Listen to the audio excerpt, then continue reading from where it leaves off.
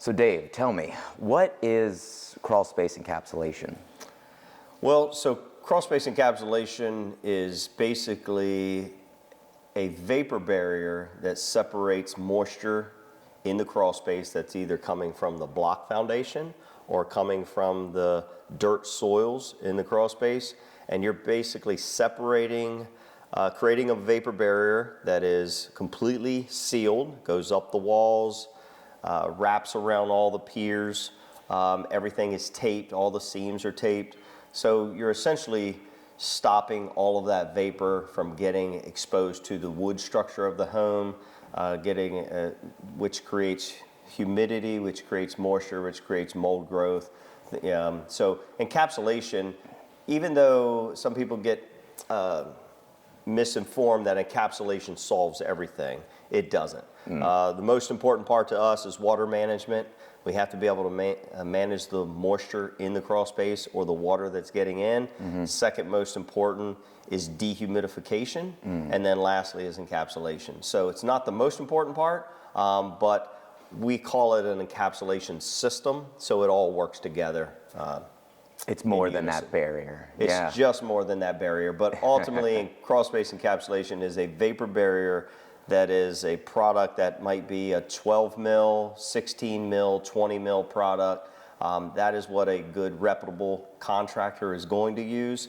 And then it's white in color mostly, and then it's going to be, everything is going to be taped, it's going to be sealed properly, and it's just going to stop all that moisture that's now getting into your home. It's going to stop a lot of that. Yeah.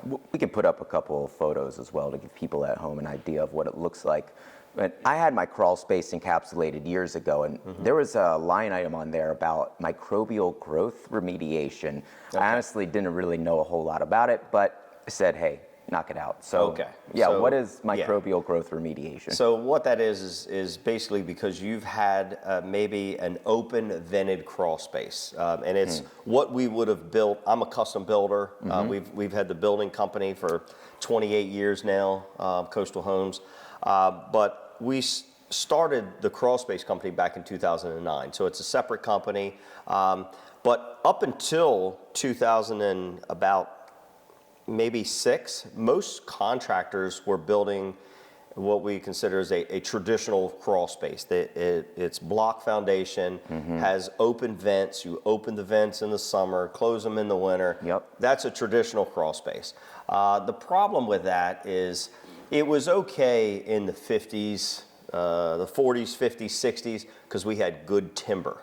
So we were getting our lumber that's in the crawl space was from a more mature tree. The growth of that tree was a tighter growth.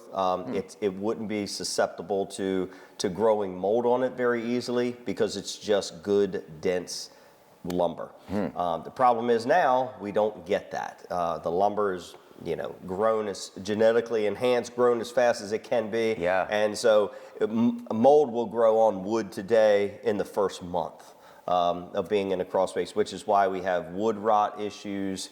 And that's why you have a lot of mold issues in the crawl space, especially just on all this new growth. If I go to customers' houses and they say, Dave, I've got, we've had the original house, it's a 1920s house, built in the 1920s, but we added on this new addition 10 years ago. I'm not worried about the new addition, I'm worried about the old house. And I tell them even before I crawl in the crawl space, the old house is probably going to be fine. It's probably not going to have any mold on it. It's probably going to be structurally sound. And the new part's the one that I'm worried about, the total opposite of what the customer's thinking. And it's just because of that old growth that you have in the crawl space. So mold grows in a crawl space because you have open vented crawl space. You're allowing humidity to come in. Then the relative humidity in that crawl space might be 85%. Mold is going to grow on surfaces. When the humidity levels are above 60, mold will grow. And so it's going to grow on the plumbing pipes, the insulation, the electrical wires, the wood surfaces. So we've got to be able to treat that. We want to, we spray products on that wood to remove the staining of that mold. really kill the mold at that point. Okay. So that's what the microbial growth remediation would be. More above and beyond than just going down there and putting bleach on your. Yeah, which doesn't work. Yes, correct. Yes. Well, the old adage remains true. They don't build them like they used to. They don't. And I tell people back again to the old lumber. You can go to an old house in the 20s, and they have old wood original windowsills. Oh, yeah. And you could take a screwdriver, and that wood's still hard as a rock, and there's hardly any paint on it anymore. I can't hardly buy wood like that anymore. Yeah. It's just we just don't have it here anymore. So that's why the newer the homes, they have to have sealed vents, dehumidification, encapsulation. That's the benefits. Yeah. Well, is a dehumidifier really necessary though? Do I really need one? Yes, I tell customers every house in Sussex County needs dehumidification. So we have to make sure, once again, that there's water management, that we're not allowing water to get in, whether it's through the blocks or just standing water in the crawl space. But we really need to have those vents sealed, that dehumidifier running, because we really need to keep that humidity below that 60% range. The only time we might not bid or put in our proposal a dehumidifier if it is a really old structure that is just structurally sound and the wood still looks good. And there is some of those out there, but it's very rare. So if you have a house that's probably built in the 70s or newer, then you should have a dehumidifier in a crawl space. All right. Well, no getting out of that line item, I suppose. No, not out of that line item. What about drain systems? Like, what exactly does that mean? Is that like a French drain or a sump pump? Like, what's that all about? Yes. So basically, we talked about water management's the most important part of the crawl space. So what we're going to do is, if you are getting water into the crawl space, and that could be coming up from water table, and most people think that that's where it's coming from. However, 90% of the time, it is heavy downpours.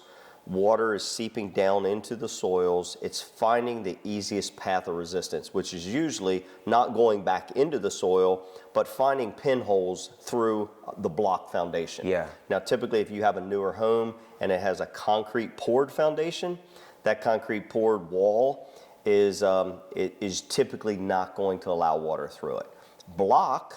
A typical block foundation is going to have mortar joints that have cracked over time, hairline stress cracks, pinholes in the mortar. Water leaks through the block, fills up into the block cores, and then leaks into the crawl space. That's where you get about 90% of that water into the crawl space. So during those heavy downpours, water's coming in mostly around the perimeter. We're going to dig a trench around the perimeter on the inside of the crawl space. So there's really not hardly anything that we do on the outside of your crawl space. Almost everything is on the inside. We're going to dig a perimeter trench. We're going to put a drain pipe system in that's going to, as that water comes in, it flows across the footing, drops straight down into a pipe system. That pipe then goes to a sump basin, and then there's a sump pump that will pump that water out. So it's a whole system. It's a drain pipe system. It's a basin that has a sealed lid on it. So what we're essentially trying to do is we've encapsulated over the drain pipe that's in the ground, but even the sump basin, it has a lid on it because we don't even want that moisture to be exposed to the elements. So everything, the pipe that comes through the lid has a rubber grommet around it. We're trying to stop any moisture from getting exposed to the elements. The other thing that we would be doing would be, if you have a French drain and a sump pump, we would highly recommend a water alarm. So what our water alarms do is they will notify you, it's Wi-Fi based or cellular based. So if the electrical power goes out to that water alarm, you're going to get a notification. If it fails for any reason, you're going to get a notification on your phone. So that way, before you get 4 or 5 inches of water into the crawl space, you're notified that something's wrong down there, so we can come out, do a service call, come out, put a new sump pump in. Maybe the float switch got stuck, maybe the sump pump just burned up. We don't know what happened, but we need to address it sooner than later. Now, we also, besides the water alarm, we try to make it so our customers do not have to go into the crawl space. I've heard that a lot. For anything. So we want to make it to where if you've got a sump pump system, you get notifications on your phone. If you have a dehumidifier, you have a sensor that tells you what the humidity is. So we don't really want our customers going into the crawl space for any reason. They don't have to. Yeah. They will be notified if something goes wrong. The other thing we do is when we run electric for the sump pump, we're going to put in an alarm-based GFI. So we're going to put an outlet underneath of your panel box that has an alarm system on it. So if the power goes out, that electrical outlet is going to beep. So then you can reset it from inside the house. You don't have to crawl into the crawl space to reset the electrical outlet. So everything's still GFI protected in the crawl space, but you can reset the switch without having to go outside, open the door, reset everything. So like I said, we try to make it so you don't have to go down there. And avoid surprises. Nothing's worse than going in your crawl space and seeing it full of mold or moisture. Water or anything. I've been there. Yeah. It's not cool. Yeah. So I've gotten multiple quotes where I see different light items for different millimeter vapor barriers. And I mean, in my mind as a layman, a vapor barrier is a vapor barrier, right? It's going to stop the moisture no matter how thick or thin it is. But I think you have a bit of a different philosophy on that topic. Yeah, I mean, we do. I mean, obviously, if you have a traditional home, you have an open vented crawl space, and you do have a vapor barrier down there, it's just a piece of 6 mil plastic, 6 mil poly. It's not turned up on the walls, it's not taped and sealed, so you still have, and it's actually creating moisture underneath. If you pull the plastic back, you'll see droplets of water all on the poly, and now all that moisture is exposed to the crawl space. We don't use anything under a 12 mil. Okay. So our standard would be 12, 16, or 20. I've always been, we use typically, right now we're using 16 mil. It's kind of our standard, but anything 12 to 16 is sufficient. The only time we would use a 20 mil liner is if you're going to store stuff in your crawl space. So for instance, my house, I've got a door that goes in. It's about, almost 5 feet tall. We can store boxes and Christmas decorations. We can store. So it gets a lot of foot traffic. But a 12 mil is super durable. It's got fiber reinforcements. So essentially, it's 2 layers of 6 mil poly that has a coating on it, which is why it's white in color. And then they have fiber reinforcement in between those 2 layers, and it's laminated together to create that 12 mil thickness. But everything is taped and sealed. But you have to, in my opinion, if you're going to spend the money, there's not a lot of difference. Doesn't get super costly when you go from an 8 mil to a 12 mil to a 16. But I think 12 to 16 is that sweet spot as long as you're using one of those. But if you are going to use it for storage, I would use a 20 mil. If you've got the space and it's going to be conditioned, you might as well store. Yeah.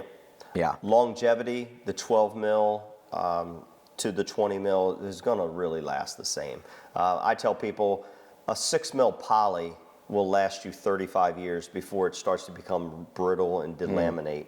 So when you're talking about this, the products that we're using, the 12 or the 16 mil, it's going to last for 35 years. So the warranty on them is 25 years. The warranty really doesn't mean much to us because we know it's going to outlast, that 25-year period. Let's talk about dehumidifiers, because I've got dehumidifiers that are $300, but the one that's in my crawl space costs a lot more than that. I realize that there's going to be a difference in quality, but let's build that out a little bit more. So there's a big difference between a Lowe's or Home Depot type $250, $300 dehumidifier Yep. to our commercial grade dehumidifier. So we use an April Air dehumidifier. We have a few different sizes that we use. And so the average crawl space, we're going to use an EO70 or an E80. Some of the larger ones, we would go up to a 100 series What is April that? Air dehumidifier. That's just the size and how many pints per hour that the dehumidifier can pull out. It's a little bit bigger compressor, bigger fan, things like that. So Okay. the dehumidifiers, we're using April Air and have been for years now.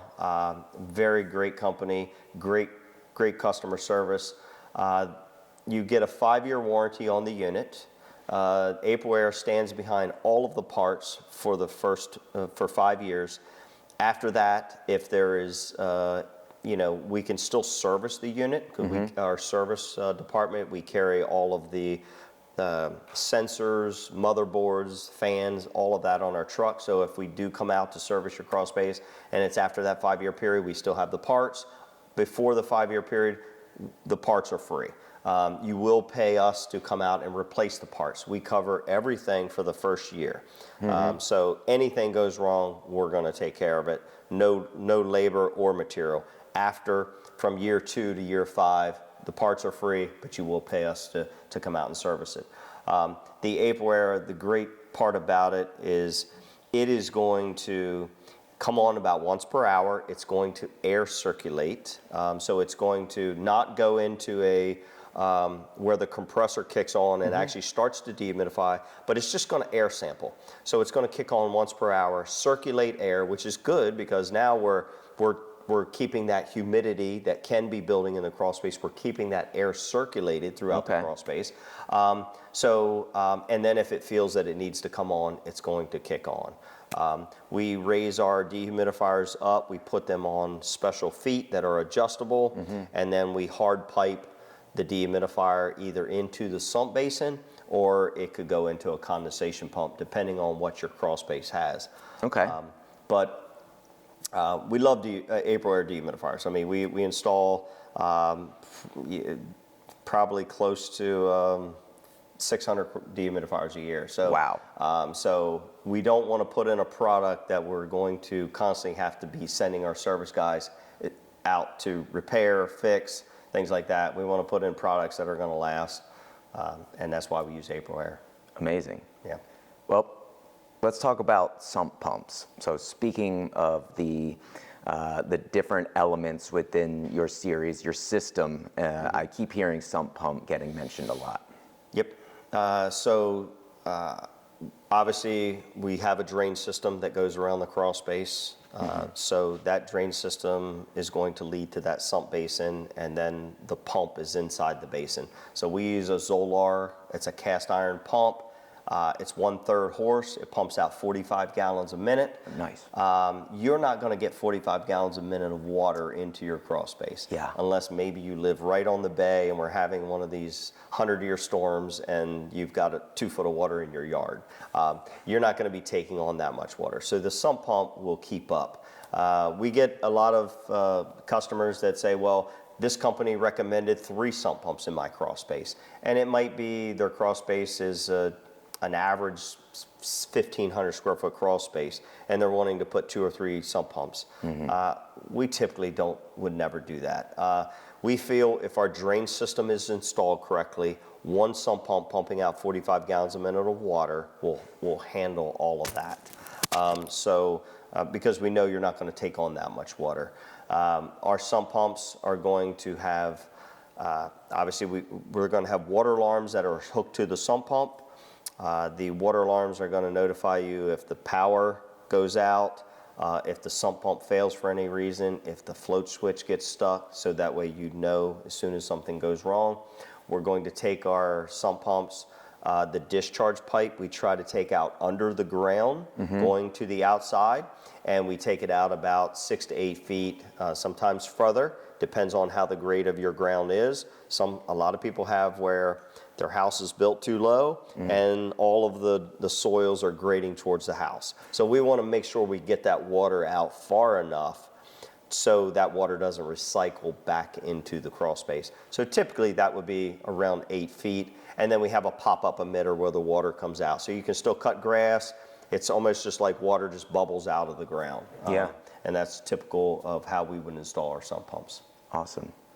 Do you ever recommend like regrading the lawn or the yard, or is that something? It's a good question, and a lot of people ask that. I tell people, even if you regrade your lawn, you're still going to get water into the crawl space. You've got to realize that when the house was built, the soils were built out, dug out about a foot past the block foundation. Those soils were, so it's not virgin soil, the soils were put back in. There is warmth on that block foundation wall, so those soils, if you're in a big drought in the middle of the summer, you go out in the middle of the yard, try to drive your shovel in the ground and dig a hole, you can't. You go up next to the foundation, you'll dig very easily. Right. So even if you regrade those waters during those heavy rains, water's still gonna run down into the ground and make its way into the crawl space. So I tell people, I don't really care that you're getting water into the crawl space. We can manage the water that is getting in. So by regrading, you might spend thousands of dollars with equipment, soils, planting grass, whereas we can come in and put in a drain system and a sump pump, and it takes care of the problem. Because you're gonna need it even if you do the grading on the outside. Plus all the hardscaping and landscaping, my heart breaks trying to think of all the different things that need to change. The only time that we would do work on the outside of a foundation is if you have your main sewer line that goes through the foundation and if it's leaking. And so a lot of times when they put those main sewer lines or water lines, they're just going to break through the block and there's a big exposed hole and water and sediment just is constantly leaking through that. So in that case, we want to dig down on the outside of the foundation, hydraulic cement that pipe system, then also seal it from the inside, and then of course a French drain, sump pump, all the management that we need to do. Sometimes vents will leak from the outside of the house because the grade is actually too high. So, but we can eliminate that problem with running our liner, our encapsulation up higher to get above the bottom of the vent line. So any water that leaks in around vents, your foundation vents, even though we've sealed them up with foam, 2-inch foam board, water can still get in and run down that wall and get to the sump pump, get to our drain system. So you guys thought of everything. Well, water management is the most important part of that crawl space. If we're not successful in achieving that part, then the rest of the crawl space encapsulation is not really that good. Phenomenal. Well, thanks, Dave. Yeah. Hey, Dave, that looks pretty interesting. What are you holding there? So this is what we call an HVAC air inducer. So this is going to be on the proposal if you have an HVAC system in your crawl space. Okay. So what this is, we could go a cheaper method, and just when we condition your crawl space, we could just cut a hole into the side of your ductwork and just put a grill on it and allow air to flow in. We don't want to do that. We want a sealed system. Your HVAC system, your ductwork is already a confined, sealed system, and it should remain that way.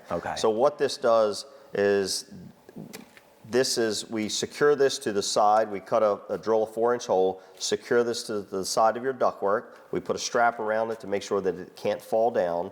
And then if you notice here, we've actually got a flapper in here. So it has a screen on it, so we're going to keep snakes and bugs and critters mice from getting into your ductwork. So it's not just an open hole, but then this has a built-in flapper that has a seal around it. So when the air comes on, the flapper is going to open, has a built-in damper, and when the air shuts off, the damper closes. So we're not allowing smells or bugs or anything, like I said, back into the system.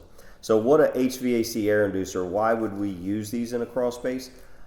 This is going to be when we encapsulate your crawl space, we use a product, a spray foam product, and we're trying to air seal that space as much as we can. At that point, we've probably removed all your insulation in your ceiling of your crawl space, and now we're going to put insulation around the perimeter of your foundation, which is foam, that's going to air seal, and it's going to give us R value. So if I can keep the cold air from coming in the wintertime, and then using this air inducer to actually condition the crawl space, I'm going to be able to make your house more efficient. Your floors are going to be warmer. So there's no downside to me conditioning your crawl space. Another benefit, besides the winter months, is going to be in the summer months. When we're supplying conditioned air into that crawl space, we bring the relative humidity down naturally. So then the dehumidifier doesn't have to work as hard in the summer months, which mostly when the dehumidifier is running, it doesn't have to work as hard to maintain the relative humidity below 60%. So you get benefits out of conditioned crawl space in the summer months. I say you get more in the winter months. Obviously, when we're done, we don't have to worry about frozen pipes because we've sealed all the vents. We've spray foamed the foundation. And so what you can probably expect to see is if your crawl space, let's say you have an open foundation crawl space. Well, you can get frozen pipes. Most of the time, if the vent is cracked a little bit and you're getting a cold air blowing through and it goes and that cold air is blowing across the pipe can freeze and break. Once we've sealed everything up, you're not going to get that cold air in anymore. But on what the conditioning does, if you have an open vented crawl space, that temperature in that crawl space might see in the 40s, the high 40s. So the reason the pipe freezes is because of just that cold air blowing on the pipe. It's not really cold enough to freeze the pipes underneath, but it's cold enough, that air coming in is cold enough to freeze those pipes.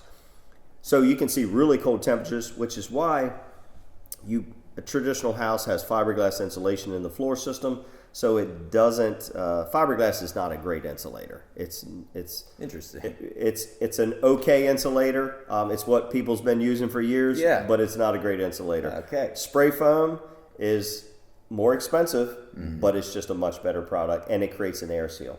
So what you can expect with the HVAC this is what I tell customers, if the temperature outside is 35, 40 degrees, you can expect your crawl space temperature to maybe be 64 to 65 degrees.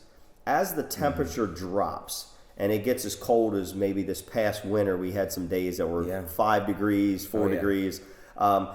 As the temperature drops outside, your crawl space temperature gets warmer inside. And how we achieve that is because your house needs more heat because it's so cold outside. So your heater is running more, and we're blowing more heat into the crawl space, more constant, but it's mostly because we've sealed the crawl space up so airtight with that foam. As it gets colder outside, the crawl space gets warmer. That's where we're achieving energy savings for your house, warmer floors. You can see a temperature of maybe close to 71 degrees when it's really cold outside. Wow. Yeah. So a lot of benefits to HVAC air inducers. Typically, a average crawl space would only just get 2 of these. Yeah, and it's well worth the money. You will get the return on your investment. I like the sound of that. Yeah. Tell me a little bit about what type of structural repairs you perform or offer. So, being a builder for 28 years, we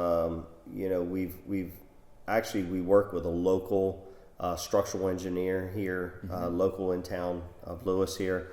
And so we've been fortunate to do, just because we have a lot of construction background, we've been able to do a lot of structural jobs. So whether it be, we've done schools, we've done churches, we've all the way down to just small residential mom and pop houses. When people would use us for structural repairs, it would usually be because they have wood rot, which means maybe the main girder that goes through the house has absorbed so much moisture that it's actually rotting. It's becoming so soft that their floors are dropping, and a lot of people don't know it. The girder? The main girder that that supports the house. Yeah, there's piers through the middle of a house. There's a main girder that goes through there, and all the floor joists rest on that. That's usually what fails first, is the girder. So we would come in and sister new wood on both sides of the girder. In some cases, we have to tear the whole girder out and rebuild it. In some cases, we have to sister floor joists alongside of additional floor joists. We have to use jacking methods to raise the house back up so it's level. We don't always guarantee that we're going to get the house back to a perfect level condition, because as wood settles over time, and you get those dips maybe in the floor joist, it's acclimated. So now the wood, it only wants to be that way. So if you start trying to take it back to where it was, it's going to work against you. So we might, if the floors have dropped an inch, we might get a ½ inch back out of it. But then we know once we encapsulate the crawl space, we dehumidify, and we dry this environment out, that the crawl space isn't going to get any worse at that point. So we've jacked it, we've stabilized everything, so now nothing is going to get worse. Do you need to do additional like finishing work for trim or squaring doors up? We will, and we don't know what to expect. So you never know when you're going into structural repairs and you're starting to jack and putting stress. Sure. Sometimes if you have tile floors, maybe a marble threshold, that will crack. Sometimes wood will separate a little bit, your floors. Sometimes you will put you're jacking near a door frame, and that door, either the drywall will crack or the door won't work anymore. So yes, we can go in and do those repairs. We usually don't like to do that until we want to be able to finish the job, let everything dry, come back and jack if we need to additional, and try to raise it back up a little bit more after about 4 to 6 months. Then if there's any repairs needed, we would do them at that point. But we want to kind of let the house start to acclimate to what we've changed the house environment to. How many other crawl space encapsulation companies can also say that they have a custom high-end home building company? Well, you guys are outfitted pretty well for the job. We've been pretty blessed. Yeah. Amazing. What are smart flood vents? So flood vents are if you live in a flood zone. So let's just use a city, the town of Bethany. Most of the town of Bethany is going to be in a flood zone area. They would require what's called a flood vent. If it's required by code, then we have to put them in. You need one vent will cover 200 square feet of crawl space. So what a smart vent is it's basically, and we use what's called a smart vent. So it's a metal housing. It has a weather stripping around it and a 2-inch piece of foam inside of that metal housing. So it's supposed to stop humidity from getting in, cold air from getting in, just as if we were to seal the vents like we normally would do in a traditional foundation. But this is supposed to be as weather tight as we can keep your foundation vents. But if there is that storm, that is where almost like waves or water is crashing up against your house, it relieves the pressure. So what will happen is if water starts to put pressure on the vent, then the vents will open. It'll allow water to go into the crawl space, and now you're neutralizing that foundation wall. So you've got water on the inside of the crawl space and the outside now, and it keeps the house from collapsing. So that's essentially what they're used for. So not all houses need them. We would rather not put them in because they are still a little bit more drafty than us sealing the vent up permanently. But in some cases, we have to use the smart vents because it's just required by code. And like I said, we're limited on what we can and can't do in certain cities, towns. The codes tell us what we have to do. Sure. So this is not something that you need to connect to your smartphone and then control. No, it's not that type of smart vent. But all right. It's a foundation vent. Awesome. Yeah. Thanks, Dave. Yep.